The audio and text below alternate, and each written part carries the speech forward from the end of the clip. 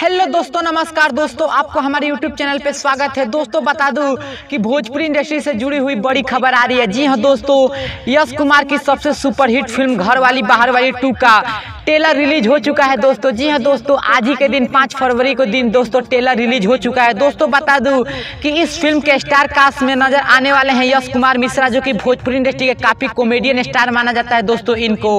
दोस्तों बता दूं कि इनके अलावा इनके साथ 2 एक्ट्रेस नजर आने वाली है, जिन एक्ट्रेस का नाम है स्मृति सिन्हा, जो कि भोजपुरी इंडस्ट्री के काफी बेहतरीन एक्ट्रेस हैं, और इसी के साथ साथ दोस्तों ऋचा गुप्ता भी नजर आने वाली है इस फिल्म में। दोस्तों बता दूं कि इस फिल्म का आज ट्रेलर रिलीज हो चुका है दोस्तों यश फिल्म चैनल पे, और ये फिल्म टीवी पर बहुत जल्द दिखाया जाएगा। दोस्तों बता दूं कि इस फिल्म की डायरेक्टर की बात करें तो दोस्तों मैं आपको बता दूं कि इस फिल्म का डायरेक्टर है अजय श्रीवास्तव, और ये यश कुमार की सबसे सुपरहिट फिल्म साबित होने जा रही है। तो दोस्तों अगर आपको यह वीडियो पसंद आए तो हमारा चैनल सब्सक्राइब करके बेल आइकन पर क्लिक कर दीजिए, ताकि हर वीडियो का नोटिफिकेशन सबसे पहले आप तक पहुंच सके। जय हिंद, जय भोजपुरी समाज।